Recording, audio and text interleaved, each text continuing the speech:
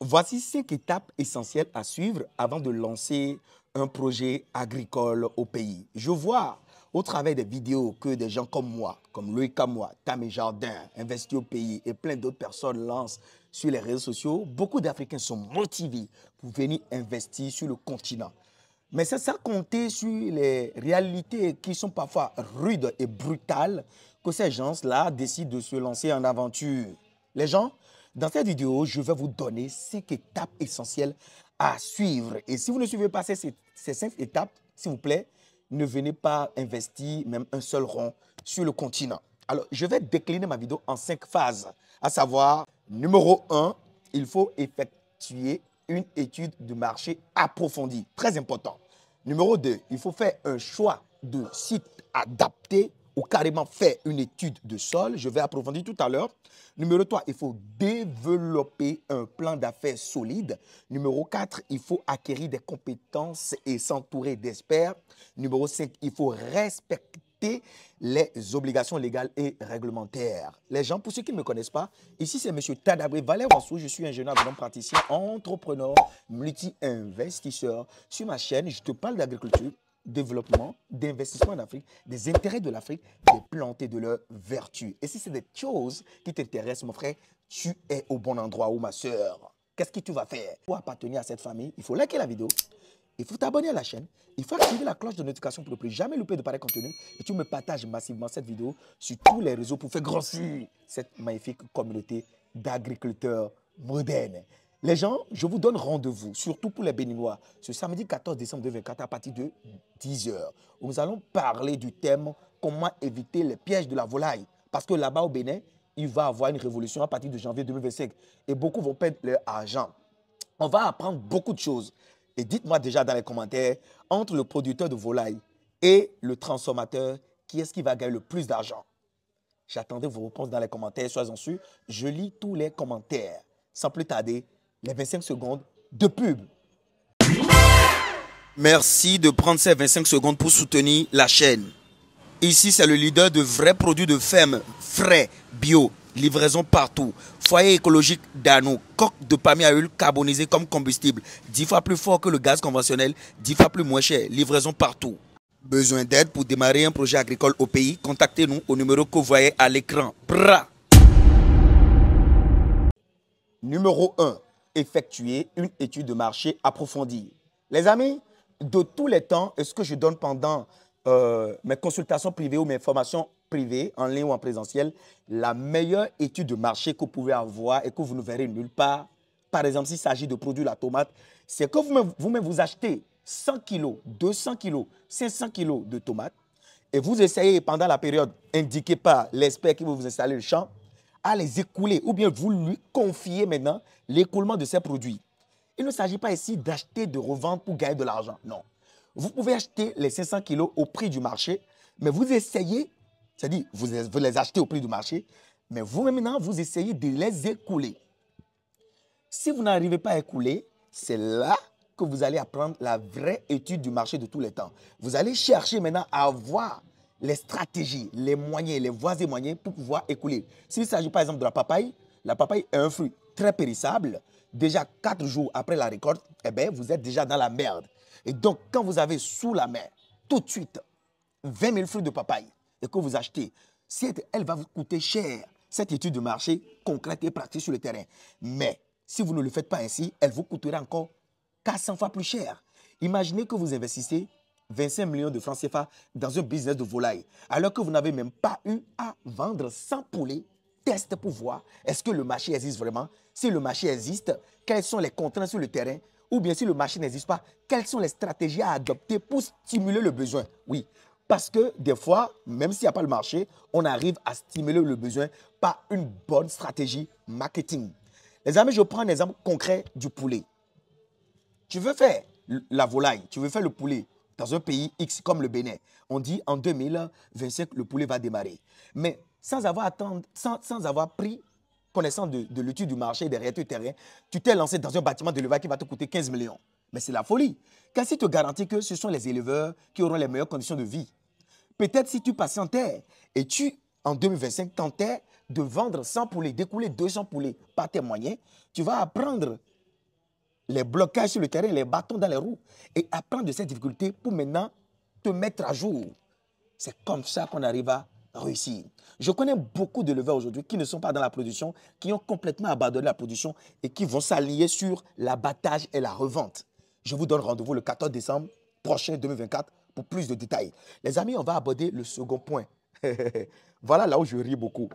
Effectuer une étude du sol ou choisir un site adapté. Voilà des gens de la diaspora qui achètent 5 hectares, 200 hectares, 400 hectares sur des sols qui ont la toxicité ferreuse. Les amis, la toxicité ferreuse, c'est une accumulation excessive de fer dans le sol. Et quand il s'agit d'un projet, par exemple, de production de riz, demandez aux meilleurs experts de production de riz au monde entier, on ne pourra pas faire le riz. Parce qu'on va constater simplement de la rouille sur les feuilles de ces plants de riz.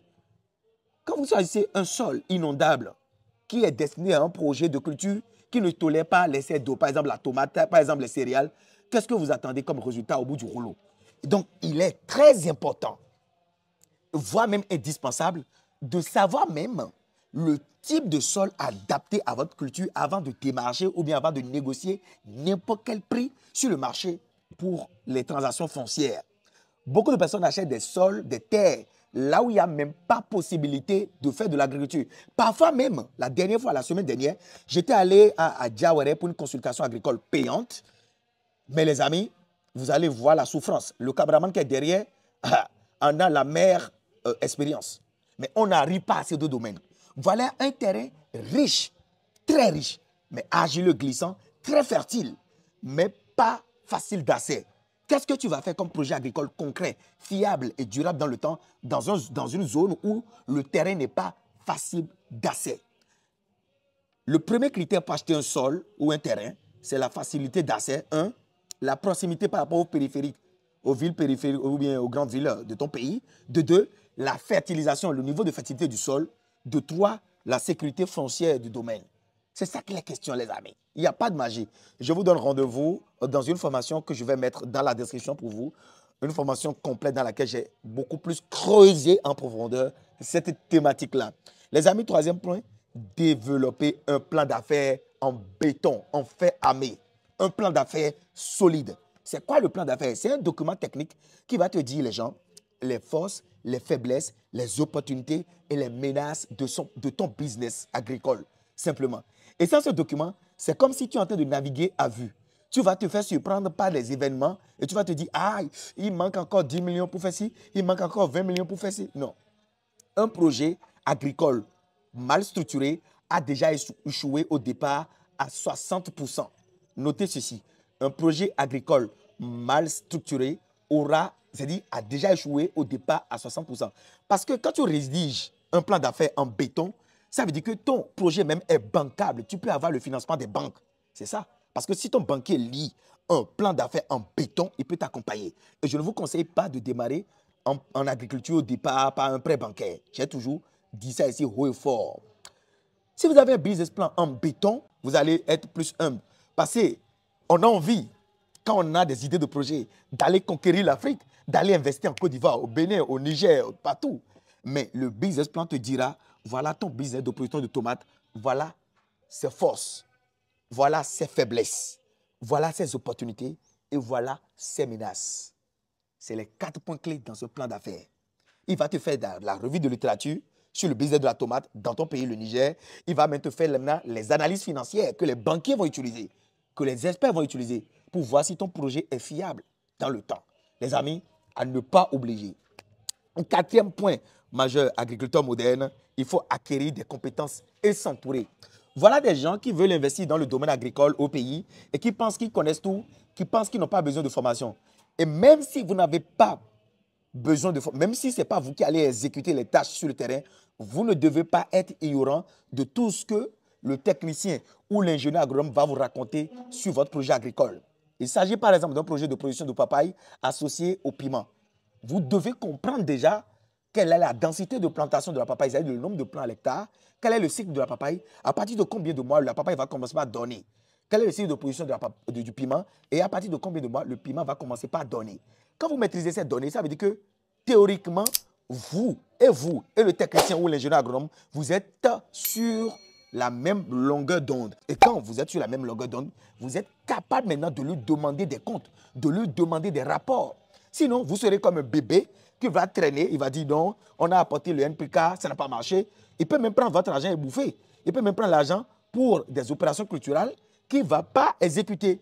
Vous ne saurez même pas que 2 semaines après, il faut faire le saclage. Vous ne saurez même pas qu'il faut faire des traitements. Il faut faire des traitements préventifs. Vous ne saurez même pas qu'il faut faire des fumées de fond. Vous ne saurez rien du tout. Et donc, vous seriez aveugle dans votre propre projet. Or, c'est vous qui êtes la personne qui va encaisser les coups quand ça ne va pas marcher, quand ça va capoter, ce n'est pas le technicien. Donc, il est important d'acquérir des connaissances et même de se faire entourer par des experts. Même si vous faites entourer par des experts, il est quand même capital d'acquérir des connaissances. Et si vous avez envie d'acquérir des connaissances dans le domaine agricole, je vous demande simplement, je vous conseille de me contacter au numéro que vous voyez à l'écran. Nous avons plus de 10 ans d'expérience dans le domaine agricole à travers plusieurs pays africains. Le dernier point, le 5e point, les gens, respecter les obligations légales et réglementaires. 1. Vous devez enregistrer votre entreprise auprès des autorités compétentes. Même si tu es ivoirien, tu ne vas quand même pas venir au Bénin et démarrer un projet agricole sans faire quand même les préalables. Parce que le jour qu'il y aura un problème, le jour qu'il y aura un pépin, mais tu seras mis devant les faits. Et donc, il faut te faire signaler, il faut enregistrer ton entreprise en bonne et due forme ou bien ta ferme en bonne et due forme. Il ne s'agit pas ici d'avoir la peur de payer les impôts, non. Mais il s'agit ici quand même d'être légalement et réglementairement fiable, d'être au point. Il faut obtenir les autorisations nécessaires pour l'exploitation agricole. Par exemple, se rapprocher des collectivités locales comme les mairies et présenter votre plan d'affaires. C'est important parce que le jour qu'il y aura un problème, la mairie va dire ils ne sont pas au courant, ils peuvent détruire votre ferme sans vous dédommager. Or, si vous le faites à l'avant, au préalable, quand même, vous aurez juridiquement des bases solides pour pouvoir réclamer ce qui vous est dû. Vous assurez de respecter les normes environnementales et sanitaires en vigueur. Par exemple, quand il s'agit d'un projet d'élevage dans des zones périphériques au centre urbain, il faut faire l'étude d'impact environnemental. Parce que du jour au lendemain, la police sanitaire peut faire ou pourrait faire irruption pour stopper en plein élan votre projet agricole, peu importe son niveau de développement. Les amis, je ne pourrai pas aller au-delà de ça. J'ai prévu 5 étapes à suivre avant d'investir dans le domaine agricole en Afrique.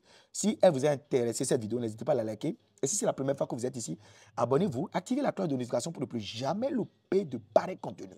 Pour ceux qui ne me connaissent pas, ici je suis M. Tadabé Valeransou, je suis ingénieur agronome praticien, entrepreneur, multi-investisseur. Je vous parle sur ma chaîne d'agriculture, de développement, d'investissement en Afrique, des intérêts de l'Afrique, des plantes et de leurs vertus. Rendez-vous le 14 décembre 2024 à partir de 10 h à la place OA Fidjosé à Cotonou, où nous allons parler de comment éviter les pièges de la volaille en République du Bénin. Cette formation est disponible en ligne et disponible sur place. Les amis, je vous aime.